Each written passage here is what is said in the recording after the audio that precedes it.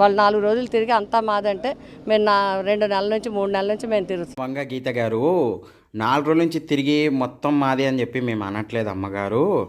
Janasena party తరఫున పవన్ కళ్యాణ్ గారు ఎన్ని పర్యటనలు చేశాడో, ఏపీలో ఎంత బలంగా నిలబడ్డాడో జనసేనకి తెలుసు, జన సైనికులకు తెలుసు, సో ప్రజలకు తెలుసు, అందరికీ తెలుసమ్మా. మీరు ఇప్పుడిప్పుడు బయటకు వచ్చారు, సో అందుకే మీరు నిద్రపోయి వచ్చారేమో, అందుకే మీకు తెలుస్తలేదు. బట్ మా పవన్ కళ్యాణ్ గారు అయితే ప్రతి క్షణం ప్రజల్లోనే తిరుగుతున్నాడు, ప్రజల్లోనే ఉంటున్నాడమ్మా. సో ఇప్పుడు పిఠాపురం నియోజకవర్గంలో ఎమ్మెల్యే క్యాండిడేట్గా పోటీ చేస్తున్నారు కాబట్టి సో ఆయన పర్యటన చేస్తున్నాడు. ఇప్పుడు ఓన్లీ పిఠాపురంలోనే పర్యటన చేస్తున్నాడు అనమాట. సో అంతేగాని ఆయన ఎప్పుడూ ఏపీకే సొంతమమ్మ తల్లి.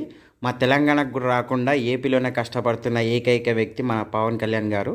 సో అది అర్థం